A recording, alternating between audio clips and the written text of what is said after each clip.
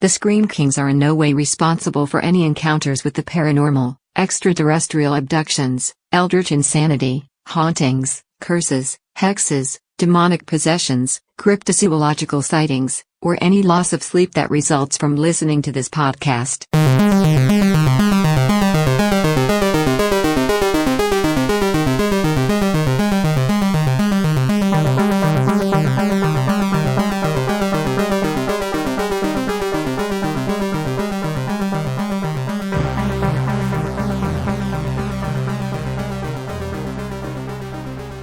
This is the Scream Kings podcast. I'm Max George. And I'm Nathaniel Darkesh. And we don't have an intro quote today because we have two incredible, fantastic, phenomenal horror guests today. That's right.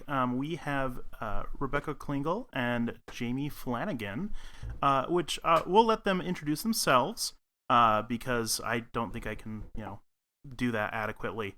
Who wants to go first? Becca, after you.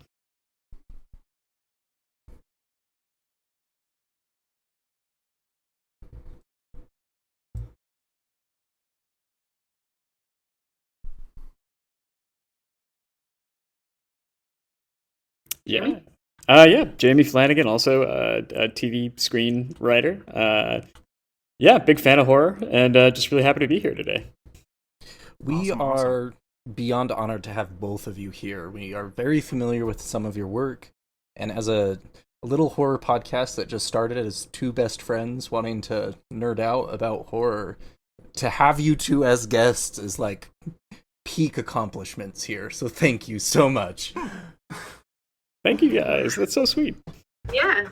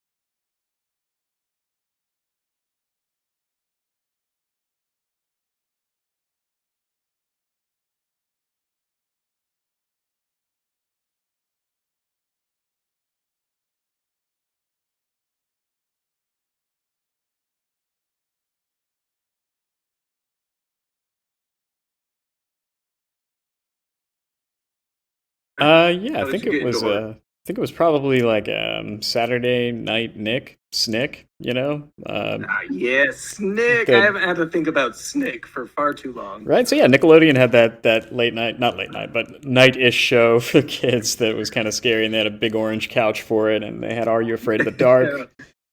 Which I certainly was traumatized by. And then, other than that, I caught Jaws, of course, and I remember seeing like a few minutes of the first Troll movie on TV and just being like so afraid of the creature. I never saw the whole film. To this day, I have not seen the whole film, but that the image of it really stuck with me. Well, if you chase it down with Troll 2, then you won't be afraid ever. I have seen Troll 2, and I've seen the documentary about Troll 2, which was delightful. That's an underrated film. That first Troll film had some great kind of practical effects. It was pretty spooky.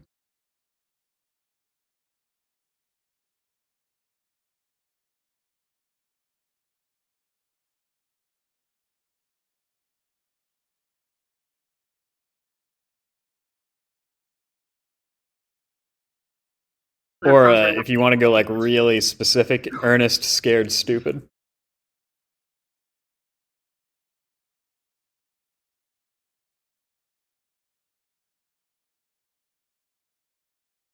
Yeah. The troll like catches up to you and what turns you into a small little wooden person, right? Isn't that Yes. Yeah, it's horrifying.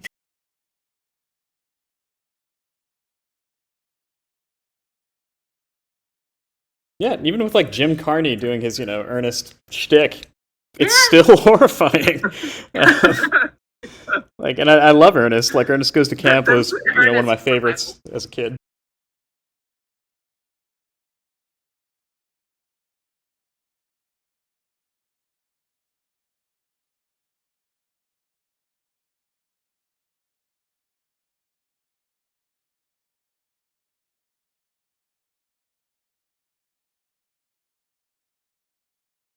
Favorite three.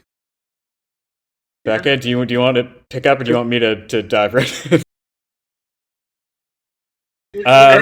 And be free with this, because when people find out I'm a horror podcaster, they ask me my favorite, and then I proceed to give them a list of like 10. So Gotcha. I understand it's difficult. Totally. Yeah. I'd probably start with Tale of Two Sisters, the Korean horror film. My brother turned me on to that one, and I've admired it ever since. The cinematography of it, the waltz that is the score, the performances, the intimate nature of it all takes place in one house. It's really something. If you haven't seen it, I highly recommend giving it a watch. Then after that, for books, probably Annihilation is my favorite horror book because it's so intimate and in first person, and it's sort of like At Walden's Pond meets Reanimator, which something about that melancholy and that attachment to nature juxtaposed against these horrible transformations that the protagonist doesn't view as horrible, right? Like Ghostbird in the book, she is very zen about the whole thing from page one, which you don't get as much of in the film. They kind of gave that to Tessa Thompson's character. And I love the film, too, as its own beast. But that book moves me every time I read it, and I do read it often for comfort. Third, I'll just go with House of Leaves for now, just because it's incredible. Oh boy, you have awakened a beast, Jamie. Oh no.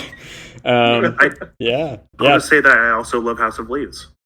Pretty great. Everybody's experience with reading that book is a little different, right? Depending on what your appetite is for footnotes that lead to footnotes that lead to footnotes. So it's a book about an unknowable labyrinth that is designed as an unknowable labyrinth. And I found it to be, again, really moving towards the end when it all boiled down to, just a troubled marriage. Yeah.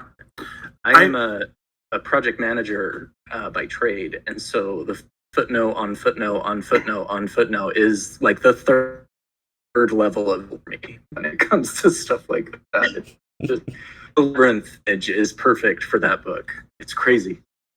Yeah. I'm curious, before we move over to you, Rebecca, on your favorites.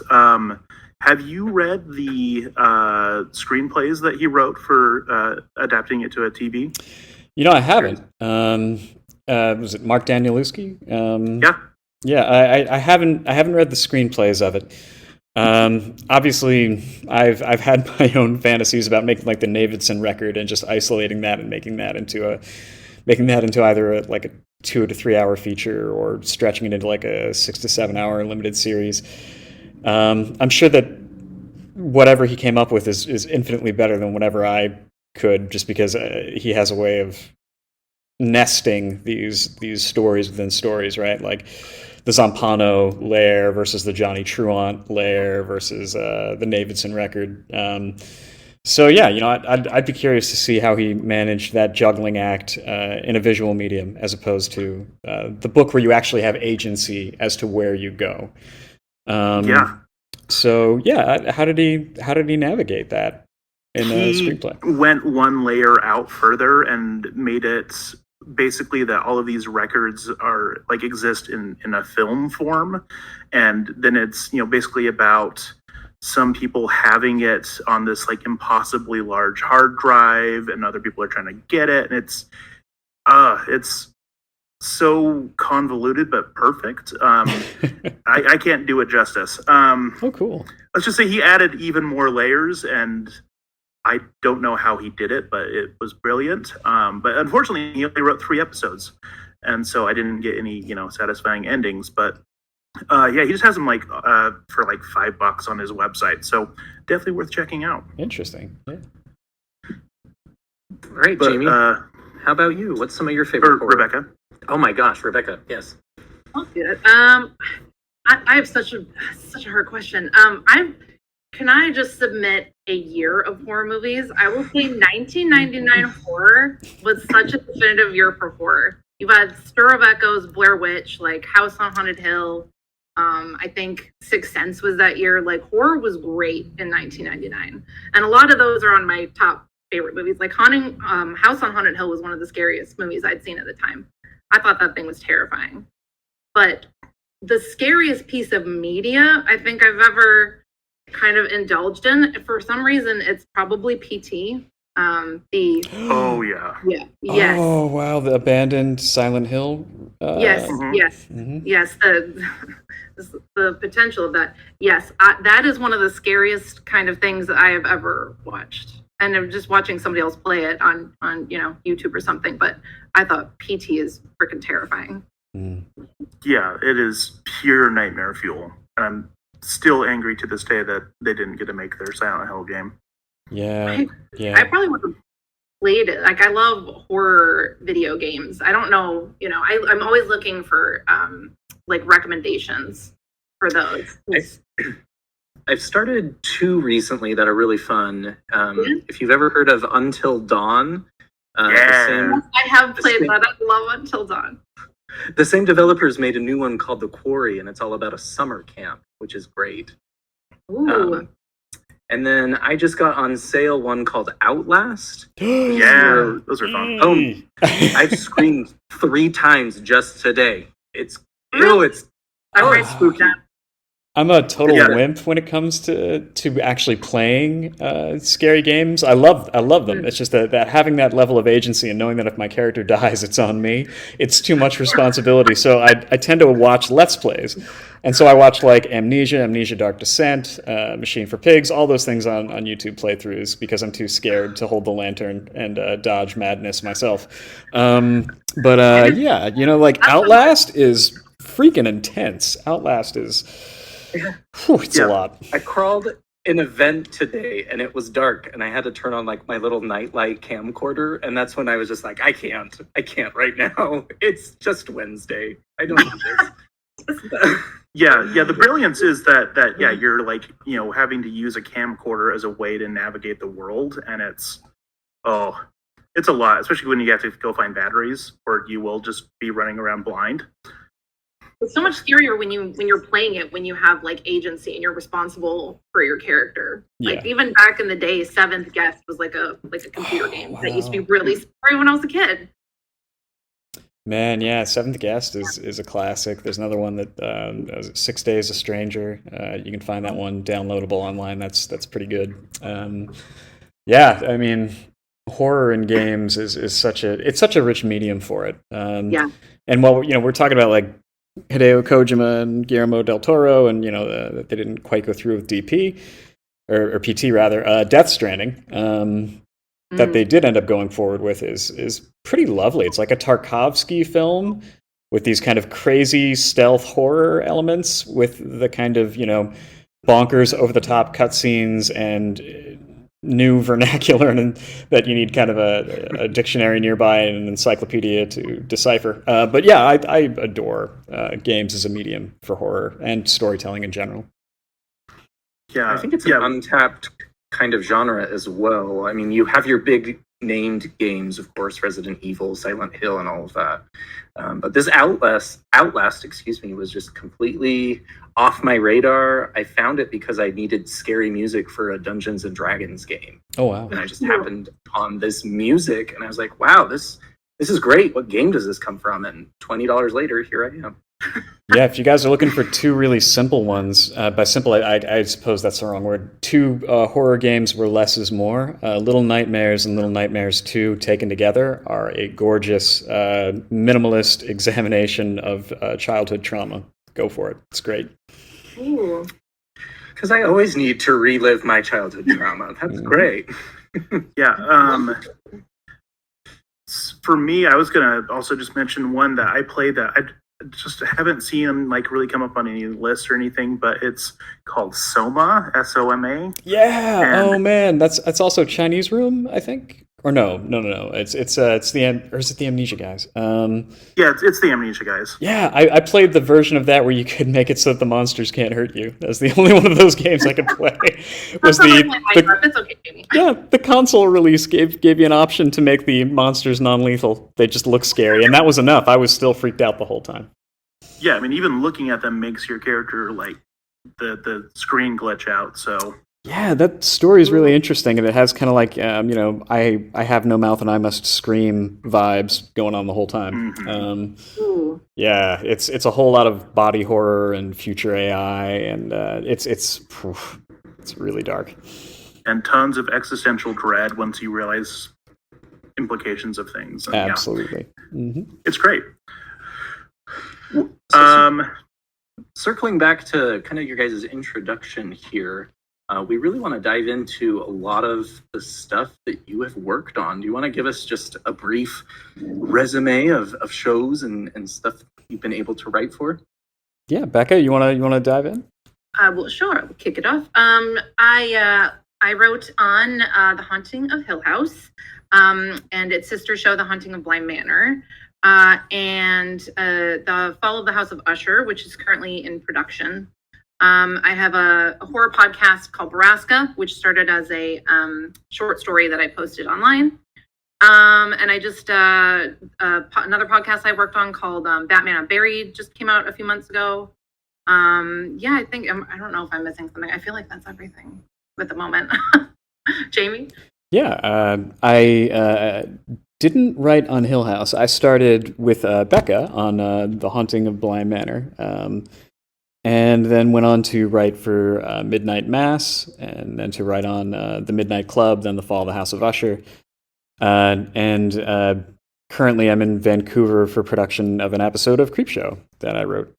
So yeah, it's been a crazy journey.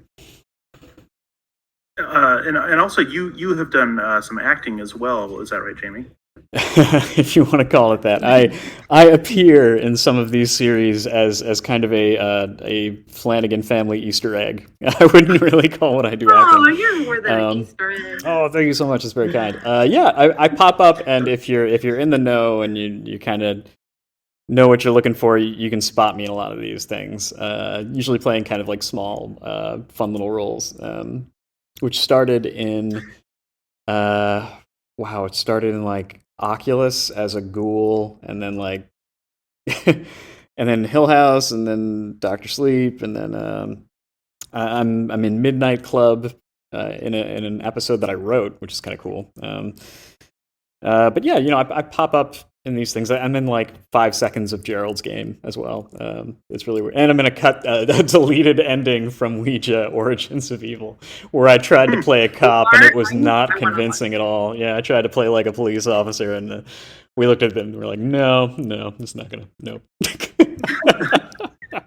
Well, I mean, it's still something. I mean, you're in some of my favorite horror stuff ever, so Oh, cool! Yeah, I'm flex on me on that.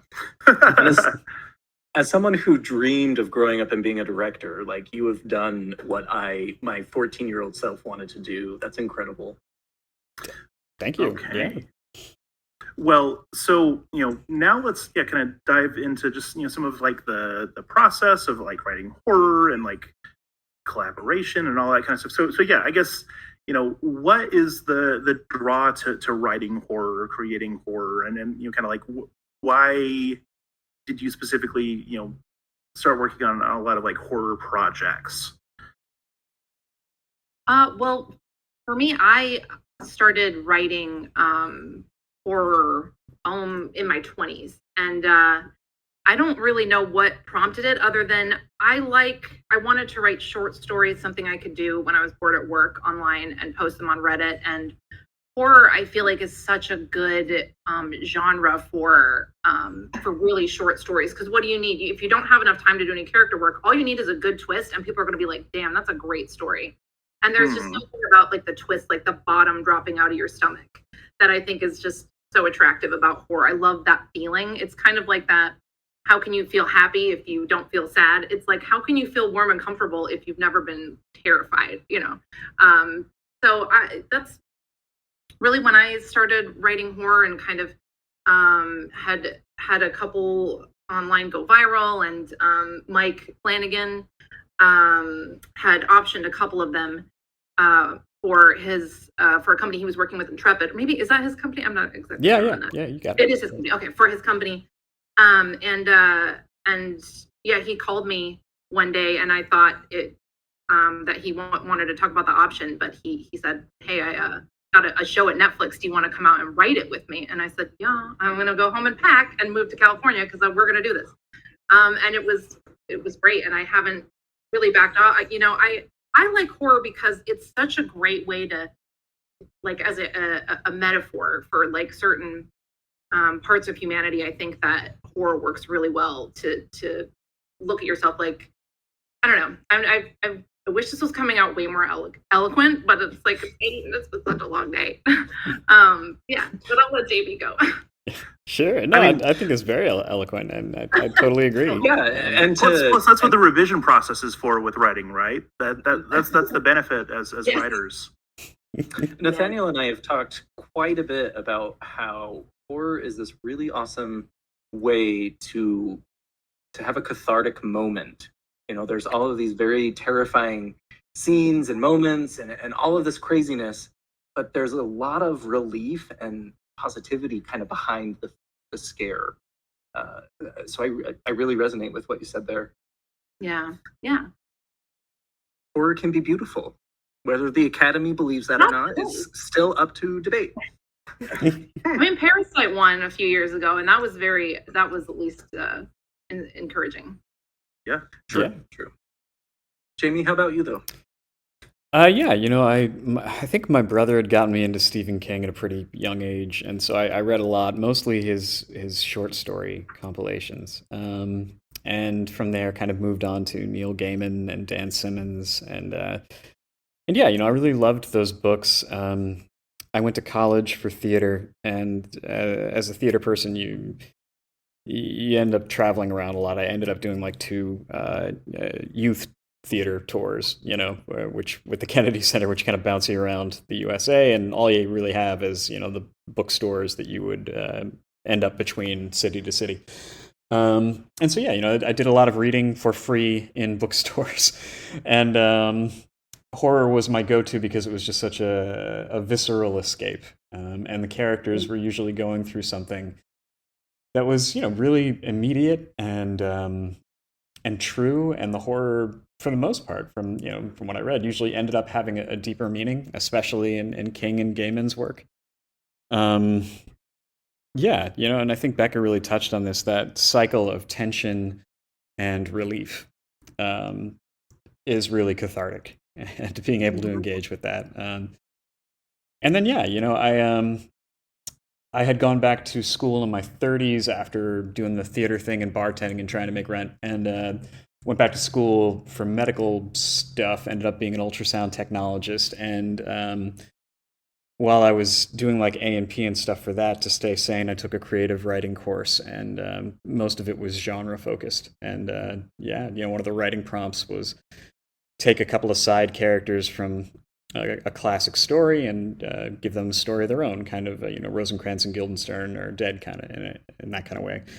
And I ended up writing a really brief piece of flash fiction about the Brides of Dracula, which then I expanded into a screenplay that I wrote between patients. And And then I just got really tired of working in medical.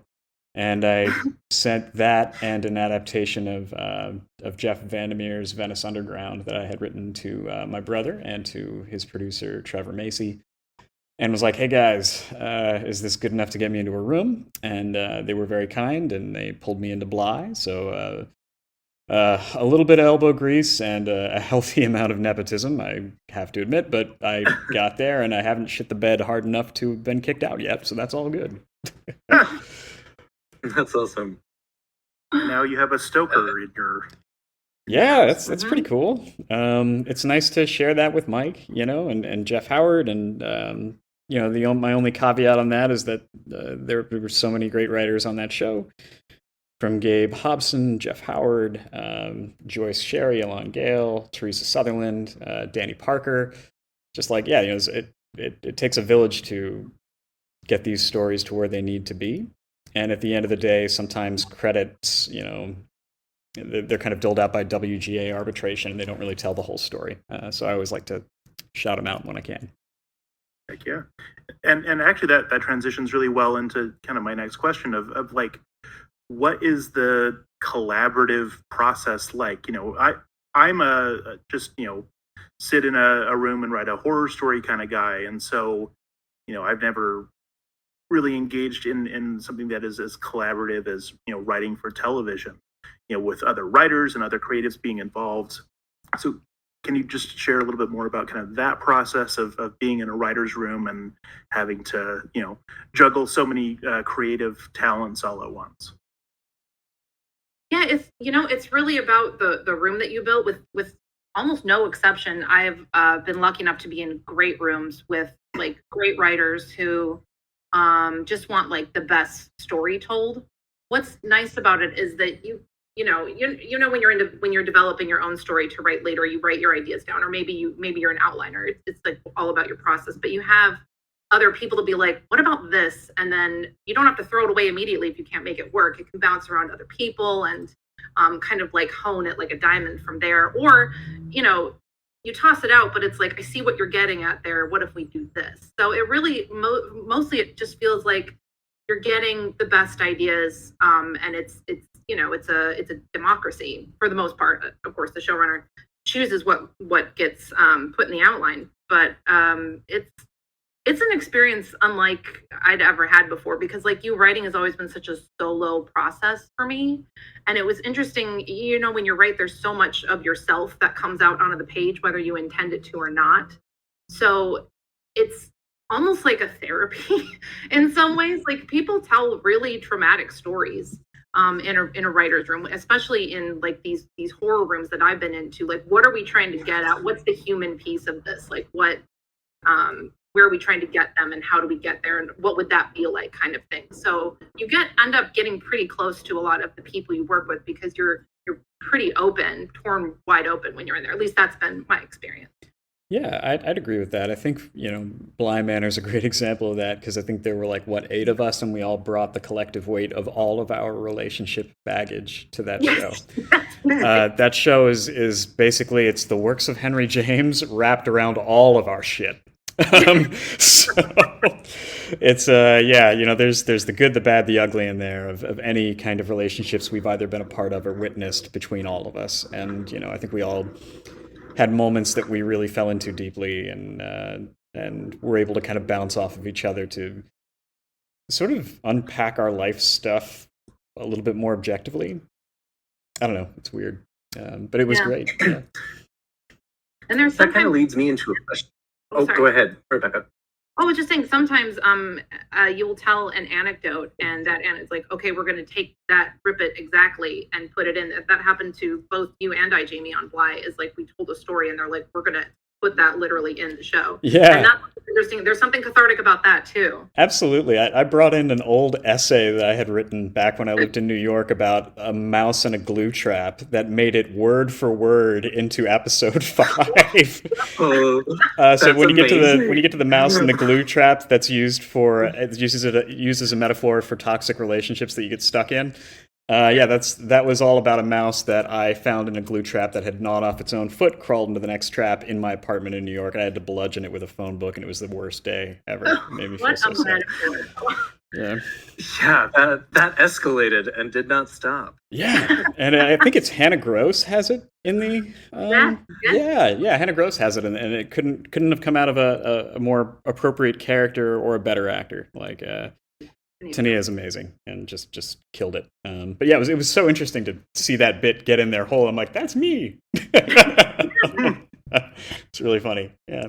Becca, what was your story that made it in there? I've forgotten. It's been a while. Mine was the story I was telling about when my cousins were babysitting when we were kids, and we had put like my brother's army things down the laundry chute. Right. Do you remember that? Yeah, so that's the doll that lands down the chute and lands lands on its feet. That was the scariest thing we could come up with.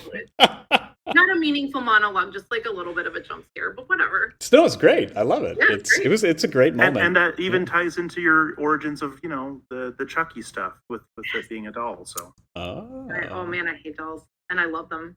I love the things I hate. I never love the things I fear. That's why probably I'm a horror writer. Well, that kind of leads me to my question I wanted to ask is, you guys talk a lot about the trauma coming out in the writer's room as you're collaborating on all of this. But what are your fears that play a prominent role in your ideas and your writing? Do they help enhance your stories, or do they sometimes get in the way? First and foremost, you need to know the story that you're setting out to tell. So for Bly Manor in particular, we knew from day one that this is a doomed love story between two people. We kind of knew that going in, that this Danny and Jamie relationship is kind of what this whole thing is about, and it's going to end tragically. But in terms of how it gets there, that's kind of where you really get to unpack your stuff, and I think you kind of sift through your life and, let the things that don't apply to this fall away, and then just dig for the nugget of the thing that you've experienced that does apply, and then hold it out to the room and hope it has value, or somebody else can see like a shape that it could take that could be additive, Yeah, like for me, I have tons of fears. One of my big ones though is like being alone or disconnected from humanity in general, which I think we can all relate to after the pandemic, those of us especially who spent it alone or with our dogs. But I write a lot of horror that takes place out in the woods, in like a cabin or camping or driving or hiking or stuff like that, because I find that to be scary. So it really helps me tap into the like what is scary about it and how can I amp that up for readers or viewers. Jamie and I wrote a screenplay together about two ghosts in the woods, and one of them, her death had been that she wandered away from her family and she went too far and she got lost and just died of the elements, and like that was her tragic story. And it's not an uncommon thing that happens, but that is just kind of like, even if there's nothing after you, so to speak, it's a terrifying way to die, like completely alone and disconnected from everything human. Absolutely, yeah. I think that the best stories are companions for loneliness. I consider every episode of Doctor Who to be a companion for loneliness. It's I share that fear with you, Rebecca. Absolutely, just disconnection, and also just the paranoia. And I bring this one up all the time, because horror is questions, but horror is also the assumption of an answer, right? It's if the question is what's in the dark, it's the thing that we assume that scares the shit out of us, not just the question. And with horror, when you bring it down to character, that question can be as simple as, what does the person sitting across from me think of me? And then the assumption is they think I am a monster. That is horror.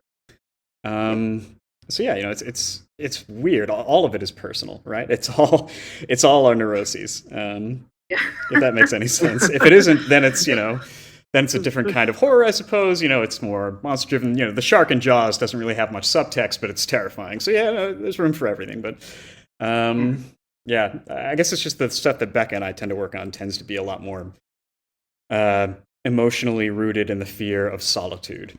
That's probably true. Yeah. Yep.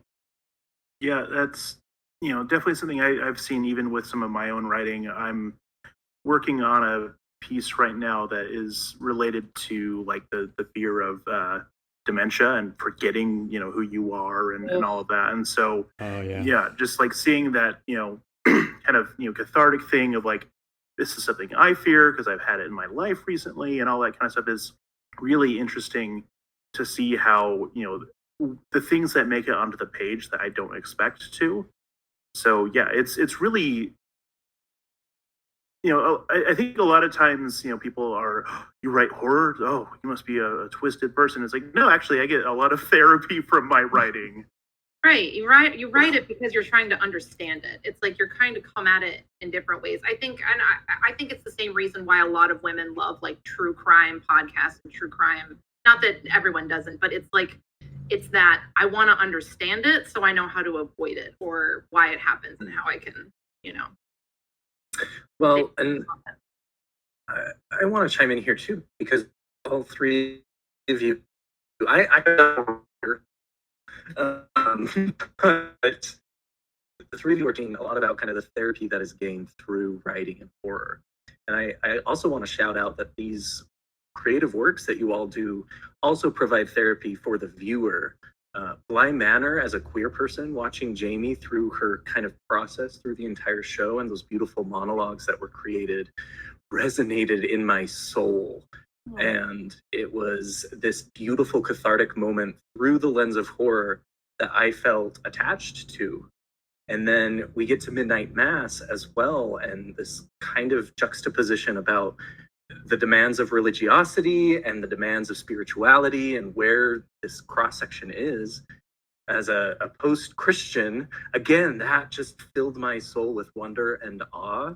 And I'm intrigued at how you guys kind of develop that process, these beautiful monologues that mean so much to me. Where did they come from? How did they get from point A to point B? Yeah, that's a good question. I know from my episode personally in Bly, which was episode 6, the Moonflower and the about Henry and Charlotte, that episode, that Jamie does have quite a long monologue in that episode, and a lot of that Mike wrote, but parts of it I wrote, and that her talking about growing up, like her kind of origin story about the first half of it to the first 3/4, that's all almost ripped out of my life. So, oh my gosh. Yeah. So it's amazing to write it and then see it. It's almost like an exorcism where you see it on the screen, and then hearing from you that, like, I'm not saying that this is the monologue that you're talking about, but if it was something like that, it's just uniting, and there's something beautiful about that, and something, again, really cathartic. I feel like I'm saying that word too much, but it is. No.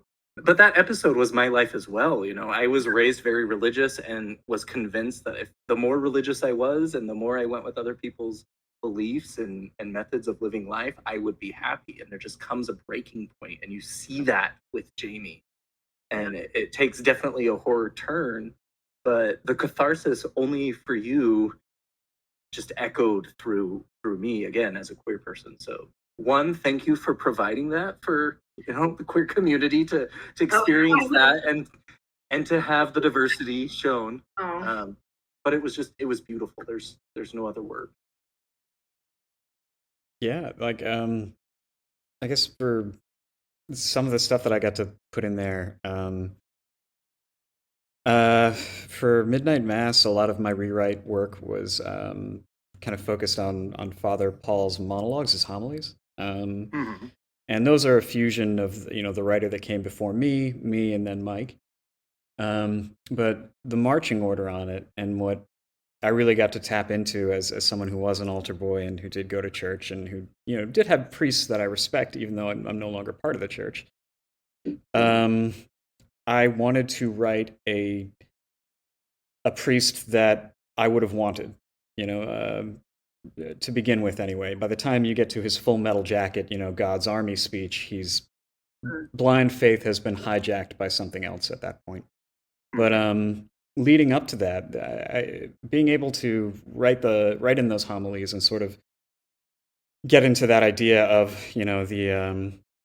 the older we get, or the more we know, the more brittle we become, the less we bend. Like, I believe that. That was something I sort of added and still believe to this day, that, the more we know, the less we bend, the more easy we break.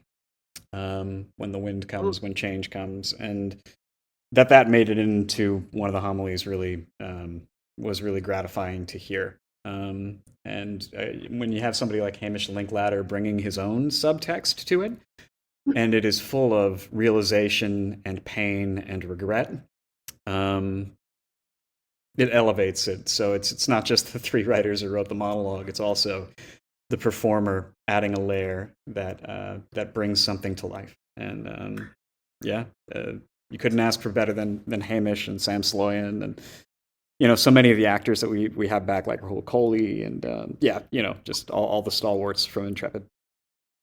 And it's beautiful in a sense that it kind of transcends even genre as a whole. You're speaking to humanity, through the lens of horror, but the lens doesn't really matter anymore.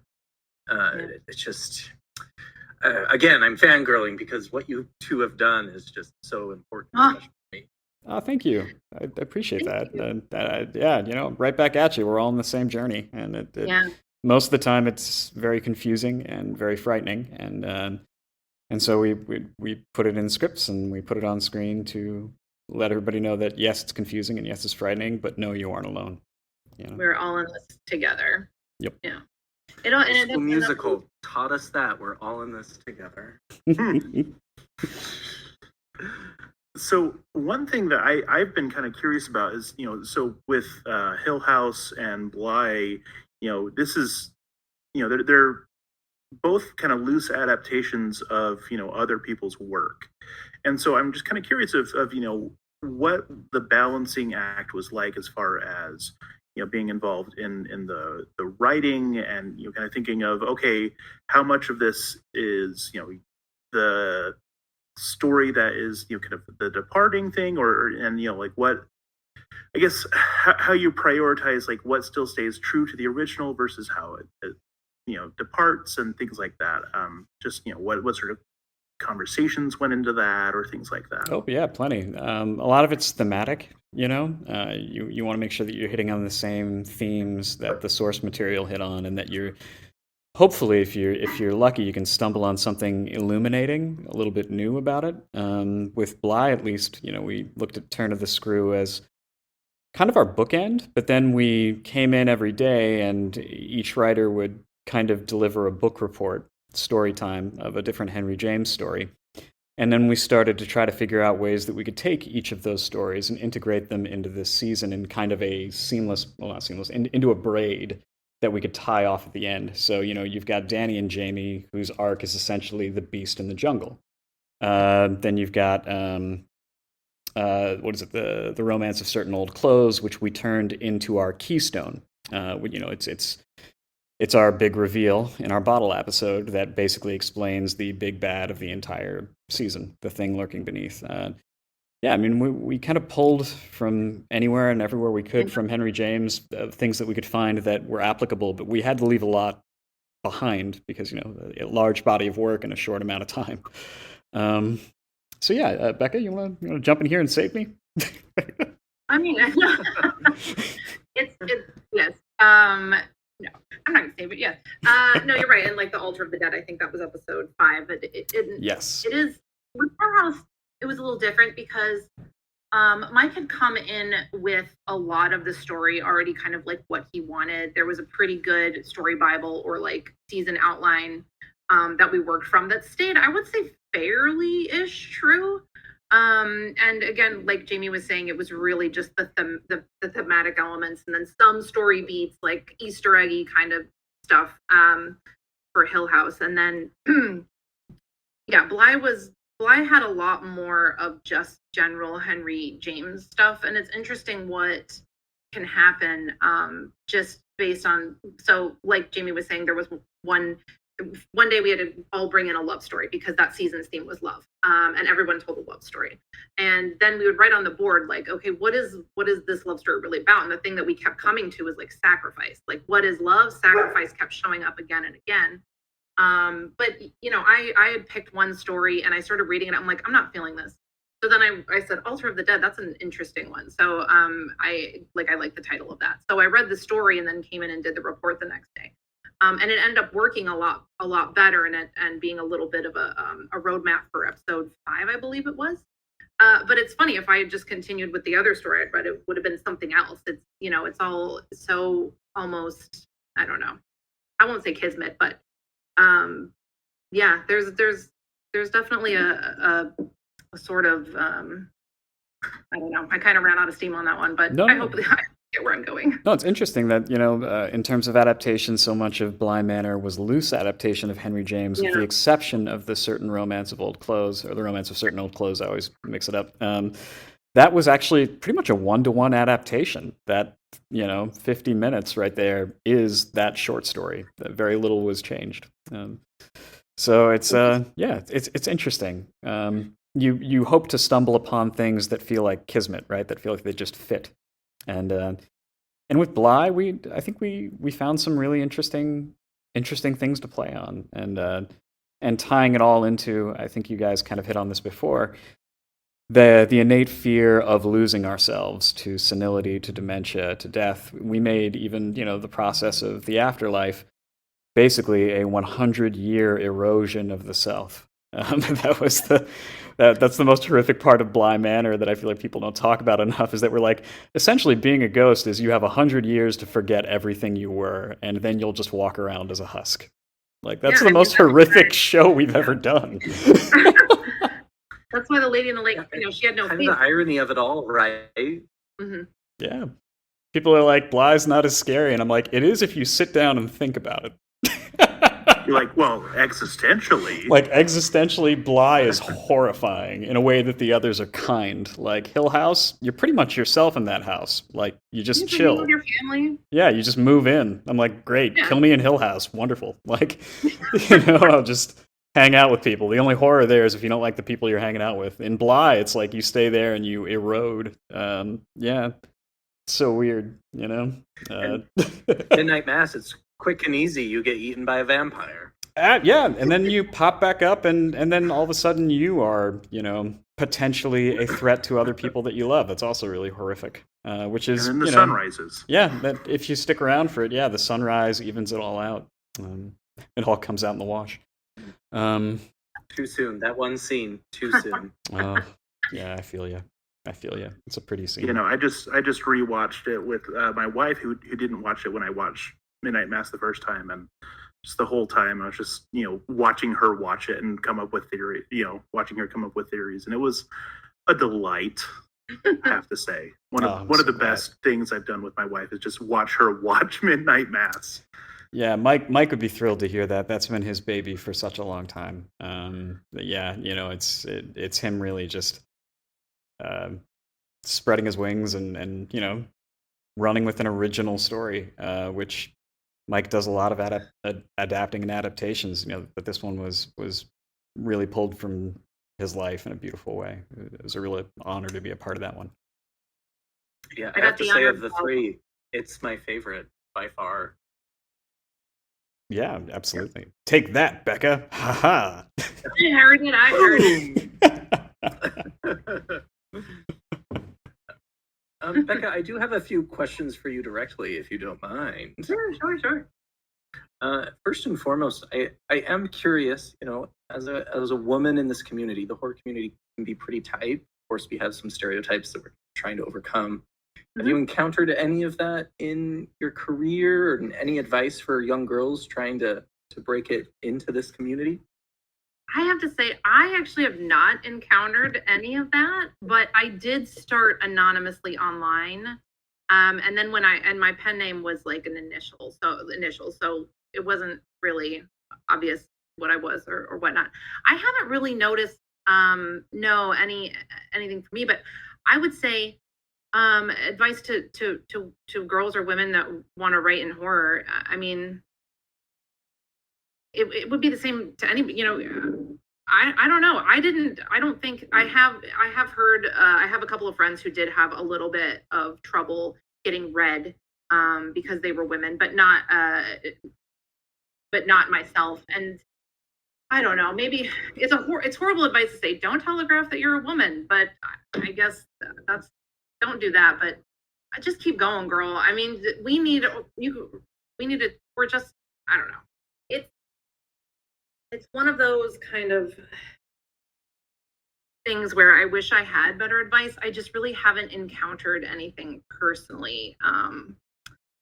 Which is encouraging. To hear that. Yeah, no. Yeah. There are, it is becoming less and less common to have people encounter issues. Yeah, which is great. I think the biggest thing I would say is that people usually assume that I'm a man.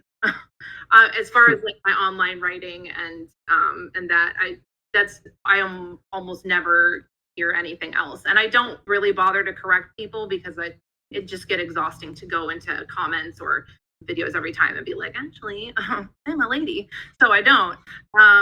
But yeah, people tend to assume that. I'm not sure why. I don't know if there are less women in horror. I suppose maybe there are, but I mean, we're out there. I find that so funny too, because like a lot of the grand masters of horror are Shirley Jackson and Mary Shelley and yeah, like these incredible writers that honestly like I think Shirley Jackson's probably one of the finest writers that's ever lived, period. And so it's just like, where is this coming from? But yeah, like you do hear that it keeps popping up of, oh well, women can't write horror. Have you read Shirley Jackson? Exactly. Well, and to echo Nathaniel, I think that it's encouraging to hear that you haven't had to encounter a lot of that. I do feel the horror community, just based on our interactions with guests we've had on the show or through social media, we do kind of rally around the downtrodden and the fallen, because that is our genre, so to speak. So that's great to hear. I mean, and it could be a lot of too that I feel fairly insulated with like the Flanagan camp. Mike works with a lot of female writers. I think I've been in a couple rooms where more women than men of his. So it might just be too that I keep working with Intrepid, and they're really really good about that. And shifting gears real quick, tell us a little bit about your creepypasta and how it exploded and how that has been. So I started writing on for people, for Redditors, the No Sleep board. I started writing short stories on No Sleep in 2013, maybe something like that. And it was an amazing place to like workshop stuff, if any of you horror writers ever want that, because it's all based on like up vote, down vote kind of comments. You can get anonymous criticism or praise, and the up vote, down vote. I mean, it's not perfect, but it does tell you like, this is popular, people like this, or this is, no one wants to read about this kind of thing. And I had written there for a couple of years. A couple stories went viral, and it's actually how I got my job in screenwriting, was because I got popular online, and Mike Flanagan saw it and plucked me out of the ether and brought me out here to write on his shows. But I miss it and I love it. I love writing creepypasta. It's one of my favorite ways to write anything. It's short. It's, you can write whatever you want, and then you put it on the internet, and it's like it has an audience, whether it's like 3 people or thousands or tens of thousands of people. It's that exorcism of, I don't know what it's like for other writers, but if I have a good story in my head or great characters, I'm like, I gotta get this out of me or it's going to drive me crazy. So I have to write it and then post it somewhere where I know, like someone someday could read it, and then it's out and I'm done. And I don't ever have to read it again if I don't want. I think it's back to that kind of like therapy thing. But that's what I love about creepypastas is like, you can write as many as you want. You can write whatever you want. You won't get notes on it. You can post it online and see what happens. It's it's amazing. It's kind of like you used to have to go to school or know somebody, or I'm not really sure how people used to get into screenwriting. But the internet has made it so that, I mean, I think even like Justin Bieber got famous off YouTube. I just mean, you get things that the general public can like have a say in what they get to see, what they promote, what they want. I just find Well, and I love this idea of creepypasta kind of being the new campfire story, right? Yes. To the extent, there's this mythological creature known as the tulpa, where if a certain amount of people believe in it enough, it becomes real. And you have stuff like Slender Man, which tragically did become real for some people. But the power that is behind these Reddit stories and this creepypasta should not be overlooked at all. It's amazing. I just finished the novel Pen Pal, which also started as a creepypasta. Oh man, I've read that one. Yeah, Pen Pal's brutal. Oh, I consumed it in a day, and that is very odd for me to read like that. But it just was breathtaking that this was an internet story before ever it became a book. Absolutely, yeah. I feel like it was a Reddit story too. I think it was a no sleep story. Was it? It was. That's Nathan's story, right? Yes, yeah. That's great. That was like in 5 parts. That is a great creepypasta. I agree. Yeah. I have the audiobook for my boyfriend when we go up camping. I'm quite excited to have him listen to it as we slowly ascend into the mountains. That's horrible. Why though? Why? Yeah, and one thing I love about this kind of viral storytelling and stuff like that is just like how often things just get passed still word of mouth and all that. In fact, with Borrasca, I knew about it not just on my own. Actually, just a few months ago, like just before we were able to start getting things moving towards having you guys on the podcast and all that. I have a student. I'm a high school teacher, and she was just like, "Oh, hey, have you read?" Because we were talking about different creepy stories, and so she's like, "Have you read Borrasca?" And so she like made me like pull it up, and like I was like reading it at school. So it was great because then I was able to shoot her an email once I found out that you were the author of that, and go, "Hey, I'm gonna have the author of that on," and she's just like, "What? That's so cool!" So I love that. Yeah, so it's just kind of fun to see how it just can get into every part of society. I'm at work, and then suddenly I have a student telling me to read a story, and then a month and a half later or something, I suddenly have the author on my podcast. So hey, win.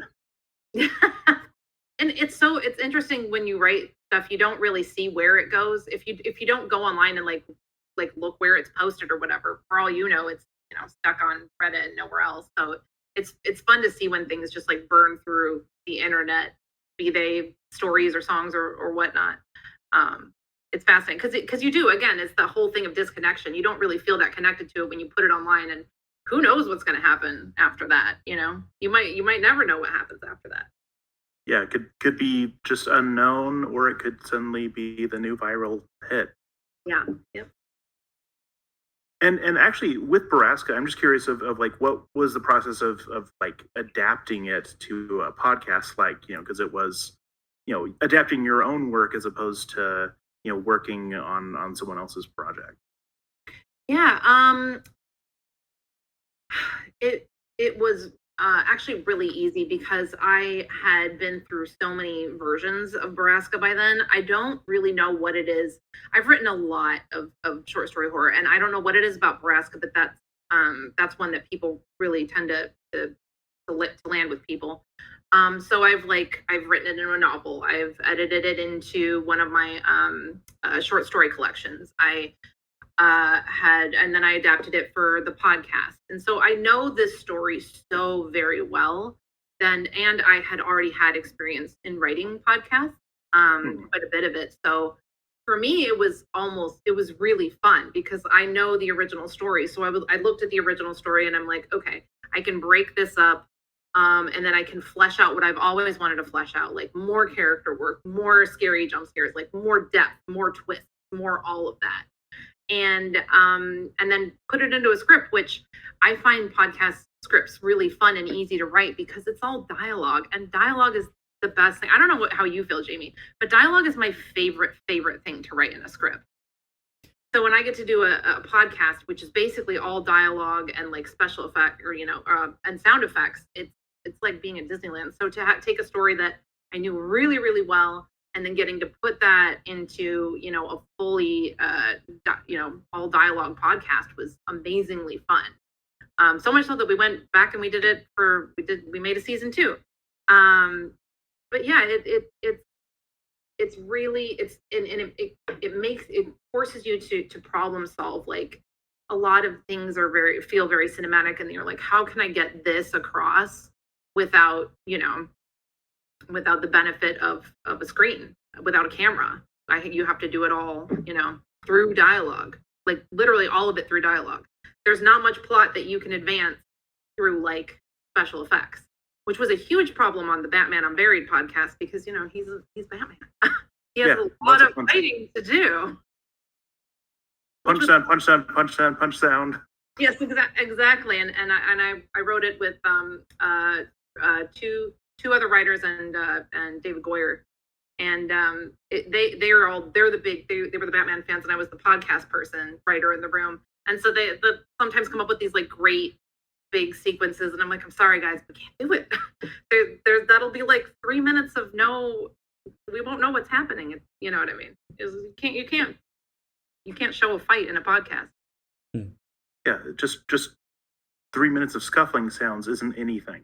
Exactly. Yeah. You got to get creative. So shifting gears a little bit, we have some questions we wanted to kind of pose to both of you about modern horror, because a lot of the writing you've done has been, within the last 5 years. So you're on the precipice of this modern horror, which I think we've got some amazing stuff. Hereditary, Midsummer, Anything for Jackson, a lot of these awesome movies that have come out recently. Parasite, of course. So what do you feel that modern horror does very, very well nowadays compared to, say, the 90s, the 80s, the 70s? Wow, I am out of my depth. Oh no, sorry. We should have given you this question prior. Sorry. No, that's cool. Honestly, I don't feel up to speaking to this question. I kind of take it all as one. I mean, obviously that a lot of the things that come out today speak to problems today, but in the same way that things in the 70s probably spoke very keenly to things that were happening in the 70s. Parasite, for instance, it tells a story about class and inequality that obviously that's a problem that's existed for a long time, but it does it in such an immediate and recognizable way, and in a heightened and kind of unrecognizable way, which is that idea of literally having the people in the 99% living in the basement of the 1%, right? It's secretly and kind of and parasitically, yeah. So yeah, what does today do better than the 70s? I'm not sure that they do anything better. I just think that we tell each other stories that are immediate to our time. And I think that's a beautiful answer, Jamie. I love that. Sure, yeah. That's all I got. Becca? I don't know. My answer is very similar. It's like we can take His House, for example. We can make that today. Would we be able to make that in the 80s? Would people watch it? Would people greenlight it? I don't know. That's a great point. Probably not. Really... What? No. I apologize for interrupting. That is a great point you just made, Becca. It probably would not have been greenlit in the 80s. I mean, I think you could just get a little bit more like pointed and specific with stories and really get at things that horror in the 70s and 80s didn't really get at. I don't know. That's kind of all I've got on that. Yeah. So more diverse voices and all of that. Yeah, I agree. It's I mean, good horror is good horror, no matter when it's from. But sure. but we do have so many more, filmmakers and writers and creators able to, have an audience and get a budget. And tell these very scary stories that have existed as long as, the Christian demonology stories that we've been, exploring since God knows when. His house is a prime example of that, this demonic entity that is rooted in African history. There's something beautiful and poignant to that nowadays. Yeah, That'd be so I think good. you guys nailed it. Yeah, I rescind my answer. Today, what we do better is diversity and inclusivity. Yeah, man, that was like low hanging fruit, and I totally missed it. It makes perfect sense. That's more about what gets greenlit than anything else. But, yeah. So let's talk about what we don't do very well in modern horror. Is there anything you have to say to that? Oh, you're gonna send me on a 20-minute rant about cell phones. Do it. Go, Becca, go. No, it's just like I'm so glad that that's everything in the woods, because cell phones, man, you have to write around them so often. You It's do. Oh, God. We want to be disconnected, right? That's what's scary, being disconnected from our fellow man. And then you put a cell phone in someone's hand, it's really hard to do that. Yeah, the big thing that people do with the cell phones nowadays seems to be they're always like, and then the killer hijacked the phone. And the killer starts texting, and I'm like, this killer just became far more lame in my mind. It's like sending them like memes, like, I'm going to kill you. And I'm like, this is... So yeah, like this episode of Creepshow that I wrote on, like the first thing that happens in the first 40 seconds is one character chucks a cell phone out the door and locks it. Like, isolating them both.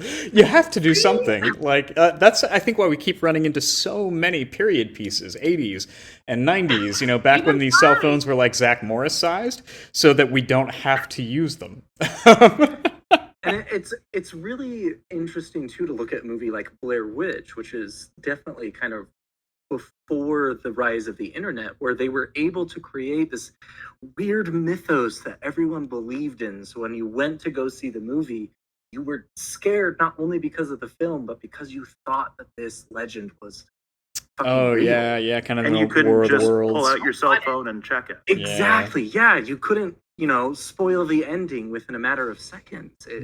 Yeah, I agree. I've never really thought about the cell phone issue before, but It's a I'm big thinking one. back to all of the scary movies I've watched in the last few weeks, and it's like, yeah, they always have to deal with the issue of the cell phone. Yeah, It's a lifeline, and you have to take people's lifelines from them. Yeah, Getting even creative in about taking. even in Midnight Mass, we had to knock out the cell tower. Otherwise we didn't have a final act. Because then they just call the land and they're like, "Hey, come pick us up." Yeah, I want an ocean Uber, please. Exactly. Hello, police. It's Jamie, you've ruined me, because I'll never watch a movie now without noticing, like, okay, when's the cell phone going to I think that we should we're trying too hard with it. If anytime we need cell phones to go away, we just send a character named Sturge, played by Matt Bedell, to go cut the wires on the cell phone tower, I will be well pleased. They'll be like, The new Dream. yeah, doesn't matter what story it is. If they're just like, all right, call Sturge, and then just cut to him cutting the thing, I'm satisfied. That'll work. Take out the cell towers. That guy's got a satellite. Now you're fucked. I feel Sorry. like the self-deprecation you did earlier on, you'll be the perfect role for Sturge here, Jamie. He doesn't have the beard for it. I would need to gain about about 3 more versions of myself to conglomerate into one human. Matt Bedell's a big guy, not like fat. I mean just like built. Speaking of built, that is his character name in the next thing that we put him in. It's built. Yeah, Matt Bedell is he's ready to go, man. And yeah, I'm sure he'd don the beard and cut a cell phone tower down any day of the week. Just give him a call, Yeah. For screenwriters, if you need to get rid of a cell phone, Jamie has got you. You've got your guy. Put in the scene. Just So like as we insert, like you just have a pre-written thing, just copy paste into an email. Yeah, just throw that in your script. That would be hilarious. The movie-going public would have no idea what's going on. Just every horror movie starts with that. Like Yep. in the credits. Yeah. Just starts with someone staring at their phone and be like, oh, no reception today, huh? And then they're like, yep, guess it's a cell phone dry spell. Who knows how long this could last? Maybe 2.5 hours. Maybe. Always on the podcast, we always are blaming our technical difficulties on Pazuzu, the demon from The Exorcist. Oh. But I feel like now it's going to be Sturge, Nathaniel. Sturge is at it again. Yeah, Sturge is doing his thing.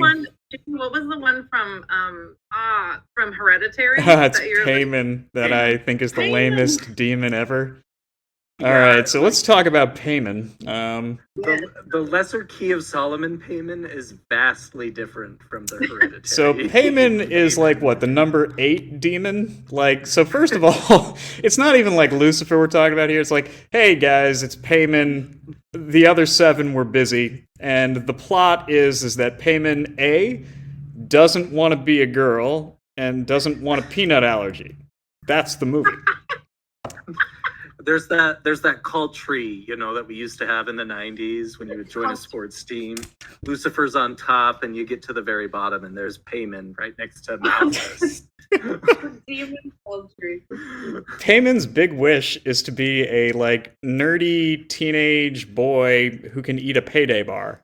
That's his whole motivation. I can't. I mean, he's the demon of secrets. He just wants to get it. What is the deal with payday? Well, think about it too. Like in the moment where he's crowned, like they give it to him. They're like, "Hey, Payman, welcome. It's Burger King. You can have it your way." They crown him.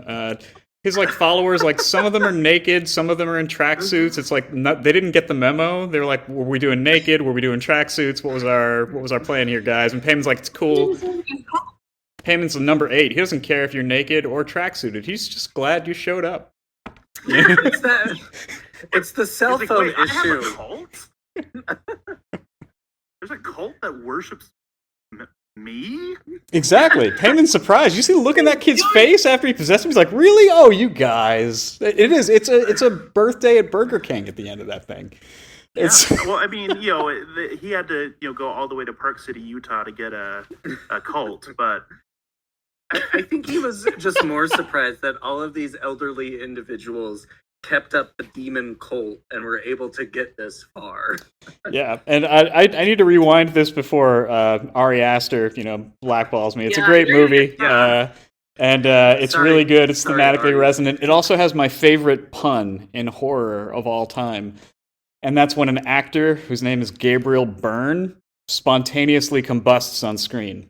I lost it. I laughed out loud, and I was like, I hope that was intentional, because that's hilarious.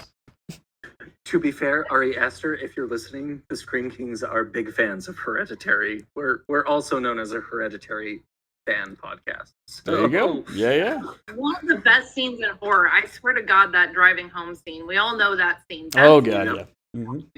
And in the best way possible. And Toni Collette's amazing. She's so good in the kind of group scenes, where she's kind of talking as a about self-proclaimed demonologist, the way they actually portrayed the cult and the possession and everything, it was very authentic to what you find in legit historical grimoires. So, thanks, Ari.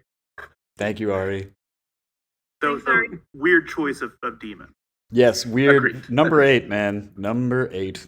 It's a dream. You can go Send with me in Beelzebub or something. Come on. Beelzebub's overworked. Give us some Moloch or some Lilith. That's what we want to see. He wanted the young hotness, not the old and busted. Let me give you a new demon. Young hot demon.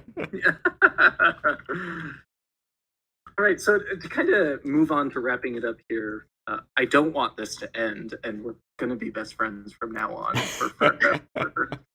But do you guys have any works that you would consider your favorite, whether that's an episode that you've worked on, a story you've written, anything that stands out that you want to talk about?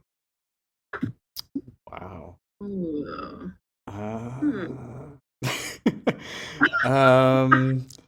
I think we're both really proud of Usher. Yeah. Which I'm excited for you guys all to see. Oh my gosh, I cannot wait.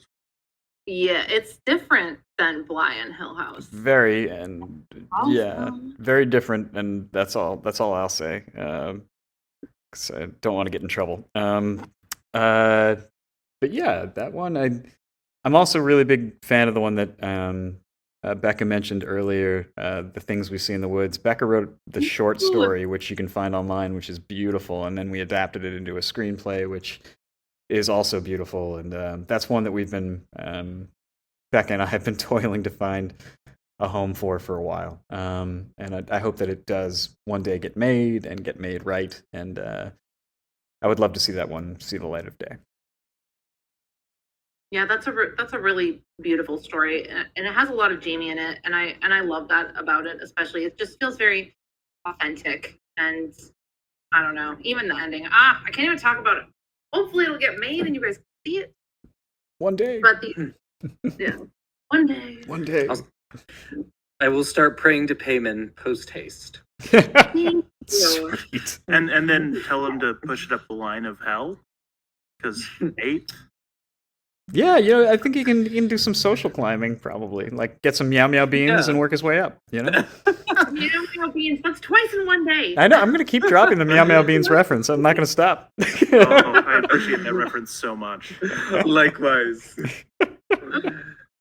I'm friends with Asmodeus. We'll make it work. Yay! Or Asmodeus, however the pronunciation is. I feel like that's one of the bad guys from Diablo 3. Am I right? I love Diablo 3. You're talking about one of my favorite video games. Mm-hmm. Oh, it's so good. It's so good. It's so fun. Yeah. Nathaniel, any final questions you want to ask these two beautiful humans? Well, just before, at the end of every episode, we always just mention like a way that we have been staying spooky. So I'm going to ask you that, but I guess I can go first. As I mentioned earlier, I have been, I made my wife watch all of Midnight Mass and just delighted at her theories the entire time. Yeah, so that's the big spooky thing I've been doing lately is just that. How about you, Max? For me, I've been reading on your recommendation after I finished Pen Pal. I've been reading The Cabin at the End of the World by Paul Tremblay. Yes. And it's kind of a tough read for me as a gay man who has a daughter. I've been able to get through the first portion of the book, and it's going to be a tough read for me. It's horrific and terrifying and spooky in all of the right ways. However, I recently got over COVID, and I self-cared by watching horror upon horror upon horror upon horror. And there's a Shudder original called Vicious Fun, which I had a blast with. It's about a young boy who works for a horror magazine similar to like a Fangoria, stumbles upon a self-help group for serial killers and the hilarity and gore that ensues. Highly recommend that to anyone who likes kind of that pop horror slasher gore type of a film. Ooh, yeah. How about you two? Have y'all been indulging in any horror media lately or anything like that to stay spooky? Sure. Yeah. Like, maybe this isn't, like really, really recently, a couple months ago, but I watched Caveat, which was great. If you're looking for a good indie, that's really disturbing. I have that in my queue. It's worth it. And then also Relic. Okay. Relic is excellent if you want to look at something that sort of delves into the horror of dementia. Yes, you recommended that to me. It was excellent. See, Nathaniel and I did not love Relic, so we're gonna have you back and talk about that. I can certainly lean that way if it weren't for the last 30 seconds, which stuck the landing so perfectly in terms of hereditary mental illness that for me, just that tableau of the three of them lying in bed together of mother, daughter, and daughter. And watching her peel the skin away, and that got me. It was actually weirdly it was what I wanted from the end of a movie called Hereditary, was to actually lean into hereditary mental illness as opposed to demonology. I thought that the metaphor in Hereditary for the first hour was genius, and then the latter half let me down because it was essentially kind of like Rosemary's Baby, and I lost theme. Whereas Relic begins as a bonkers horror movie that then ends entirely steeped in theme. So yeah, it's sorry, Ari Aster, I love you. You're great. Yeah, it's weird. Anyway, that's my 2 cents. Yep. I'm descending the soapbox, and I am dismantling it, and I am putting it away. I've been staying creepy. I discovered about this month something called like backrooms. You guys heard of like the back? I think it's a meme. It's a creepypasta. It's also a subreddit. It's kind of terrifying. Nobody. Okay. I don't know how to describe what a backroom is, but it's not. It's very. I shouldn't have started this because now I don't know how to describe it. I would say just look it up. Backrooms are like. Did anybody watch Severance on Apple? Oh yeah, I love Severance. It's incredible. So much. Yeah. Okay, great. You know, like that feeling of being like utter dread, like a room of just like that office in the basement kind of thing, like that. That is like a 10, and backrooms would be like a 100. It's very wow. Yeah, it's more like the subreddit, for example, is just photos, but they're all really, really creepy. It's kind of like backrooms are what you would picture in like the basement of a portal to hell kind of thing. Oh wow. They're just really creepy pictures. So I don't know. You gotta send me this, because how I've been getting through work lately is I've been YouTubing authentic like ghost video things or scary Ring doorbell captures or stuff like this. And I am terrifying myself at work, but it's making the day go by so quickly, and I love it. So this sounds right up my alley. It is.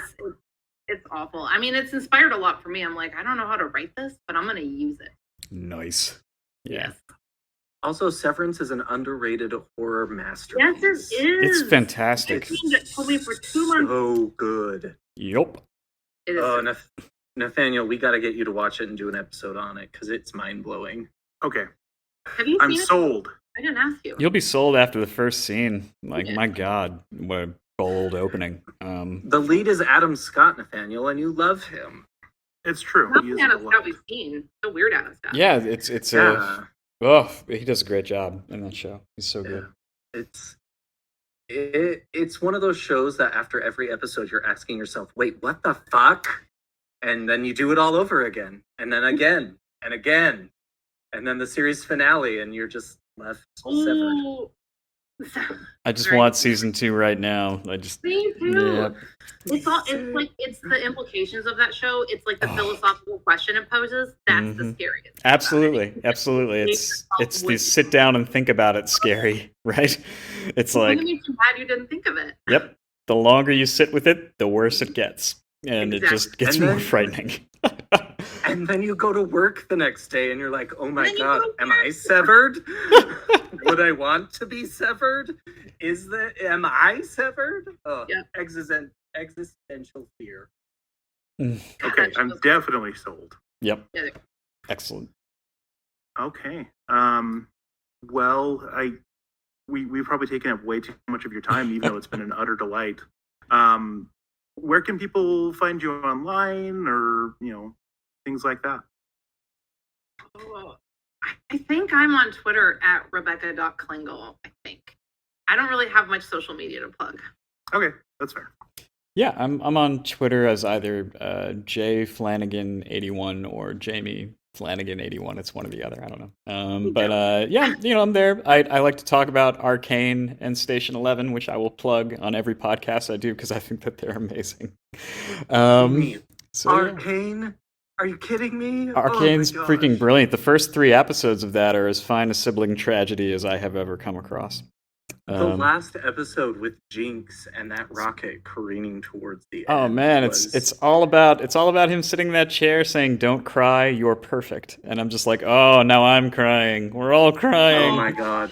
Oh my God. It's so good. Silco, the guy who voices Silco, who begins kind of two-dimensionally. They kind of bait and switch you in the first 2 episodes to be like, this guy doesn't, he's just there and he has a creepy eye. Beginning of episode 3, he gives that monologue about drowning, where he says that drowning is a story of opposites.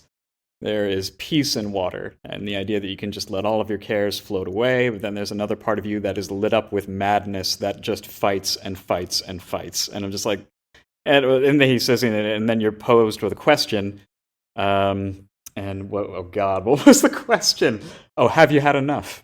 And it was just so simple, and the dichotomy of that character who goes from, scary-eyed bad guy to surrogate father who actually goes out on the most compassionate note of don't cry, you're perfect. Like, what a character. Spoilers for Arcane, but go check it out. It's worth it. Well, and I think that theme runs through the entire show. If you look at characters like Jace, who are these paladins and these Boy Scouts who, Absolutely. when they're faced to make tough decisions, they murder. Absolutely. Yeah, I mean, he, for as much as he hates Vander, he becomes Vander. Exactly. And as much as he hates Silco, he's willing to do exactly what Silco has done. Mm-hmm. Anywho. Arcane. Go say Okay, so I'm going to slide into your DMs, Jamie, and we're going to chat about Arcane. Because I know maybe 3 people who appreciate it like I do. I feel you. And on that totally non-horror but still really good media note, I guess we should wrap this up. Thank you again. It's been such a delight.